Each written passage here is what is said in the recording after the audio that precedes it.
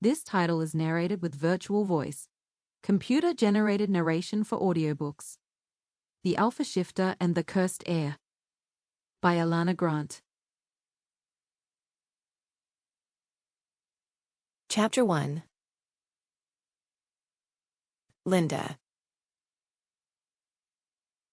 The scent of aged parchment and smoldering incense lingers in the air, but I barely register it as I race through one of the dimly lit corridors of Misthaven Conservatory, my heart pounding like a war drum. My boots slap against the polished marble floors, my breath coming in short, frustrated bursts. Late, again. I grip the strap of my book satchel tighter, mentally cursing myself. I really tried to wake up early this time. But a restless night filled with the usual dreams, shattered spells, voices of disappointment, flickering shadows just out of reach, left me groggy, missing my alarm. The dreams never make sense, but they always leave behind an unsettling weight, a lingering unease that clings to me long after I wake. In one, I stand alone in a vast, open space, darkness pressing in from all sides. I try to conjure light, try to summon even the tiniest flicker of magic, but nothing comes. Instead, the shadows tighten around me, suffocating, whispering my name in distorted voices that sound eerily like my instructors, my classmates, my mother. You don't belong here, you never have. Sometimes the dreams are different. Sometimes I see flames consuming an ancient book, pages curling to ash as voices cry out in panic. Other nights, I stand in front of a mirror, my reflection shifting, my eyes flickering from plain brown to gold, my hands crackling with a power I don't recognize before the image shatters, leaving nothing but empty space staring back at me. Last night was the worst yet. The darkness wasn't just around me, it was inside me, winding through my veins, whispering through my bones. I could hear voices, but I couldn't understand them.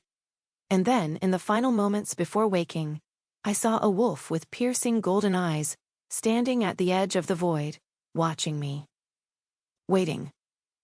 I woke up gasping, the image burned into my mind. Now I'm sprinting across campus, dodging groups of students who send me pointed looks as I rush past. I keep my gaze down, ignoring the all-too-familiar murmurs.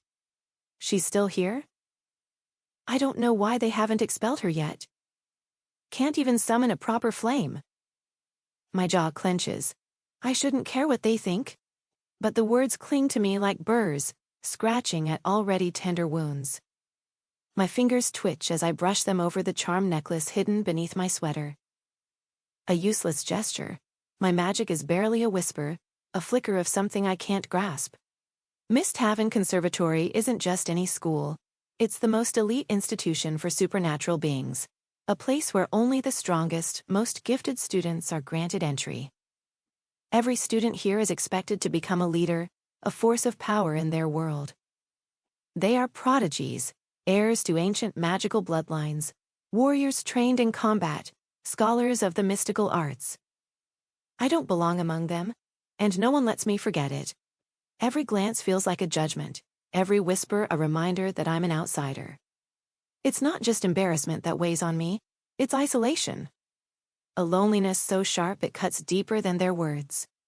No matter how hard I try to fit in, to prove that I deserve to be here, it's never enough. I'm tolerated, not accepted, and that knowledge sits like a stone in my chest, heavy and unmoving. No one understands how I was even admitted. Some think I bribed my way in. Others whisper that the conservatory made some kind of mistake. The instructors barely acknowledge me, and the students see me as nothing more than an anomaly, one that shouldn't exist in a school like this. Most witches at Misthaven Conservatory can summon elemental forces with ease, bending fire, water, and air to their will. Me, I struggle with the basics. I am an outlier in a place where weakness isn't tolerated, and that fact alone has made me an easy target since the day I arrived. I remember the worst moment of all, the time I was tasked with summoning a simple flame in front of my entire class. A single spark. That was all I needed. Instead, the candle in front of me exploded in a burst of ash and soot, covering me in humiliation as the other students laughed. To keep listening to this audiobook, I've left you a link in the description so you can do it, at no cost thanks to Audible's 30-day free trial.